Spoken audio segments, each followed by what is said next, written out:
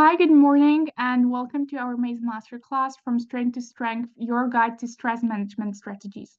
My name is Katerina, and I'm joined here by my lovely colleague Charlene, and today we'll talk about stress management strategies. Before we dive into the techniques and tools for managing stress, let's take a moment to just reflect on why this topic is so crucial. In today's fast-paced world, it's no secret that we all experience stress in one form or another. So, whether it's the presence of different deadlines at work, demands of personal relationships, or the constant bombardment of information in the digital age, stress has become an unavoidable part of modern life. But here's the thing. While stress is inevitable, how we respond to it makes so much difference. So, unmanaged stress can also lead to significant toll of health issues and also leading to long-term health problems, also diminishing our overall quality of life. So that's why mastering stress management is not just a luxury, but actually a necessity. So by learning how to effectively cope with stress, we empower ourselves to lead healthier, happier, and also more fulfilling lives. So through this masterclass, we'll explore some practical strategies and also some actionable techniques that you can implement into your daily life and also better manage stress and reclaim control over your life. Ready to embark on a journey towards a greater well-being? I think so. So let's begin. Thank you so much. So firstly, we're going to start by understanding stress. So basically, what is stress and what is the universal definition of stress? Stress is our psychological and physiological reaction to an event or condition that is considered a threat or a challenge towards our lives. Stress actually affects numerous systems within us, including our metabolism, memory, and immune system. And actually, have you ever gone to take an important test, whether it's in school or varsity, and forgotten the answer to a question you actually prepared for the night before? Or maybe you had an intense project at work only to come down with a cold as soon as this was finished? That is stress actually making its mark. With that being said, much like baking a cake, figuratively speaking, with stress, it can be the same as well. So a recipe for stress, while what stresses you is very different from what stresses your neighbor, your family, or whatever the case may be, the recipe for stress is a universal one. So are the ingredients, again, figuratively speaking. For a situation to be stressful, it must contain one or more of the following elements: being a threat or emotions, right? Novelty, being something new you have not experienced before. Unpredictability, something you had no way of knowing it would occur. That happens to us all the time, right? The threat to the ego, your competence as a person is called into question, whether this is at school or whether this is in your workplace. Maybe something that you thought you could do to the best of your ability has not been reciprocated that way. That can also cause you stress, and that is a threat to the ego. Sense of control, you feel you have little or no control over the situation. Again, this happens to us all the time. With that said, under normal circumstances, our mental, emotional, and physical state should return to normal once a stressful event has actually passed. This is where mental fitness comes into play, helping us maintain our wellness levels even when dealing with stress. And later on in the presentation, we'll speak about what we mean when we speak about mental wellness. While small amounts of positive stress can help us perform better, it's actually very important to understand that the key is that stress is very brief and it doesn't last for a long time. Acute and prolonged stress may actually lead to long-term health problems and actually exacerbate existing conditions. Thank you, Charlene. So what is eustress? So it's a positive stress, something that you experience when you, for example, ride a roller coaster, compete in a game, go on a first date, right? So all of these contribute to a positive experience where you have a bit of adrenaline, where you are a bit of excited. However, this is something good. So like planning a wedding, starting a new job, competing in a race, all of these are positive stressors and therefore contribute to positive stress. So recognizing that not all stress leads to something negative can be actually a good thing, and we should also take maybe a task on recognizing where we feel this good stress in a way and where we feel this bad stress. So now, if we should identify common stresses in our life, whether it's positive or negative stressors, I would definitely say looking at our physical environment, looking what is it that may be potentially stressing us. Also, it can be related to our social or relationship issue, or it can be financial, paying bills on time, for example. It can also be organizational, or it can be like major life events that are taking place, right? Like a wedding or moving out of the apartment, or even our lifestyle choices, which in some cases we don't even pay so much attention to, right? And at last, psychological ones. So taking all of these in and taking a look at where can I find stressors can be actually a positive thing where we can identify them and then start dealing with them. Thank you so much for this. So currently, we are going to look at the importance of self-awareness in managing stress. Self-awareness is a very important element. So while it's safe to say stress is a part of life, like we have been saying for the majority of this presentation, there are things that you can do to help manage your stress levels for better health. One important element of this involves having a sense of self-awareness. Self-awareness is a prerequisite for choice and control. If your thoughts and feelings are operating outside of self-awareness, they can control you. If you want to control them, the first thing is to open up a window of awareness within yourself. That is an opportunity to pause, consider before choosing, deciding, and acting on a particular situation. What are the main three components of self-awareness?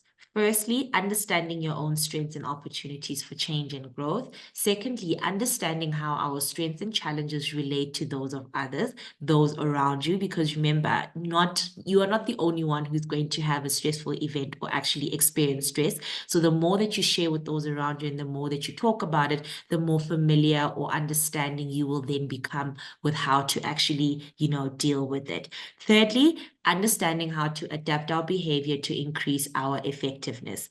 Why is self-awareness so important when we are talking about stress? It's very important when we're talking about stress because it's a physical or mental response to what it is that is going on. It is vital that we recognize what we are experiencing and why. The why is very important because when you understand the why, you'll then know how to better deal with it. If you're self-aware, you might realize that you're not eating as healthy as you used to. You're feeling anxious, or that your work has become more challenging and cut into your free time. In this way, self-awareness can help reduce stress. If you first start to recognize the causes, you can then more effectively manage the stressor or actually manage the response. Okay. How can you use self-awareness to improve stress? Okay. Firstly, again, just a little reminder, self-awareness is being aware of who you are, your thoughts, your feelings, and your actions. And it doesn't mean that you have to understand every single thing because you're still learning yourself or the situation as an individual. But how can you use self-awareness to improve stress? Firstly, observe what makes you stressed. Benchmark or identify as to when I'm in this situation, this is how I usually react. So clearly, this is a trigger. Okay. So observe what makes you stressed and be aware of that. Secondly, pause and consider what may be the stressor. Is it a particular, individual at work? Is it a particular task? Is it a particular, area or environment that you go to? What is actually the stressor? Thirdly, dedicate a specific time to be alone with your thoughts and think about everything that you have just made yourself self-aware about. And then lastly, take action. Stressful reliever, right? So taking a short walk has the advantage of removing you from the source of your stress, whether that's a demanding boss, an argument with your partner, or a problem that you cannot seem to solve. This simple act just allows you to clear your head, calm down, and also approach the situation from a different perspective. Um, Secondly, breathing deeply. I think we all know this trick, and sometimes we just simply forget that breathing deeply can have immense effect on how we feel and how our stress can decrease, right? So using that 1 or 2 minutes, just taking a few deep breaths can alleviate the situation significantly.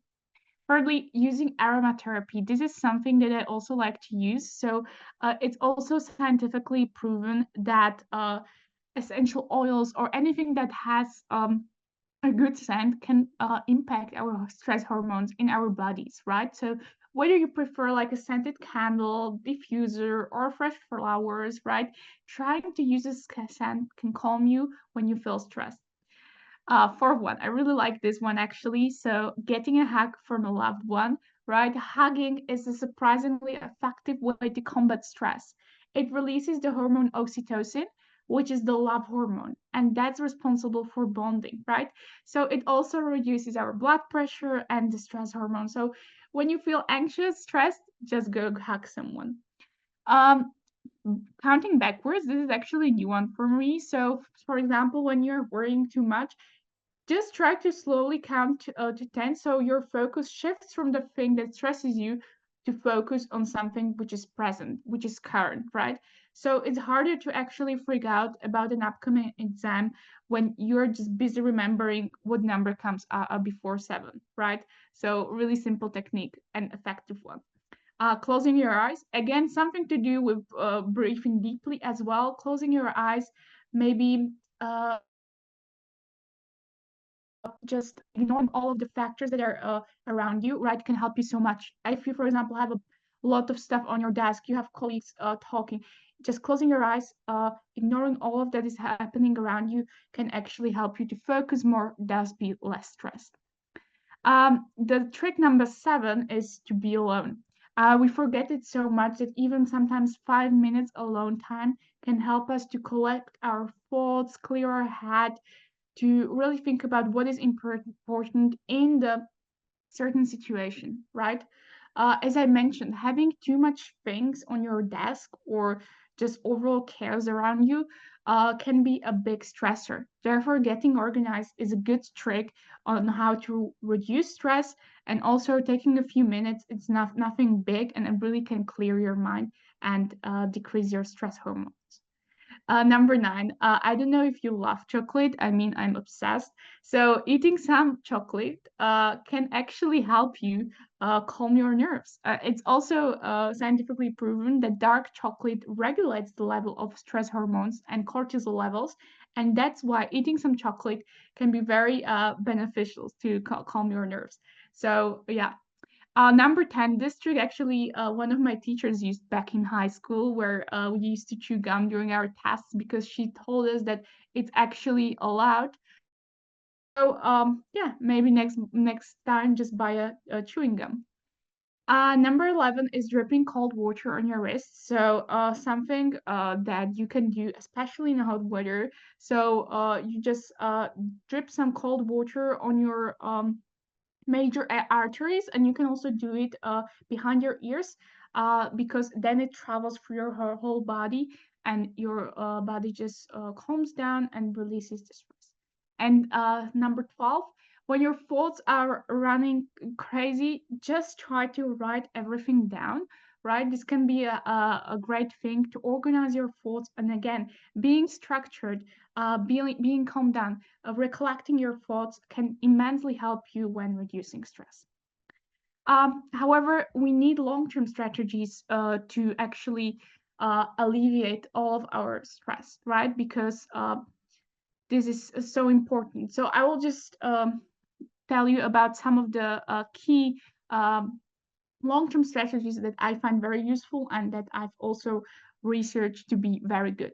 So, first of all, as we mentioned, identifying your stressors, very important. Even if it's just like a one day in a week where you just take 5 minutes and identify why is it that I'm always stressed? What is it? Is it that I don't have a schedule? Is it that I just had an argument with my boyfriend? Is it that I don't have time for myself? Identify what is stressing you and then try to practice a relaxation technique. One that I've mentioned, or another one where you just simply add, for example, taking a walk, going to the gym. It can even be baking a cake, something very relaxing for you, right? Number 3, a big part of actually decreasing stress is adopting a healthy lifestyle, healthy habits. What I mean by that is just simply drinking some cold water in the mornings, having fresh fruits or vegetables throughout the week, or even going bed to sleep early. All of that contributes to a healthy lifestyle, which increasingly reduces your stress.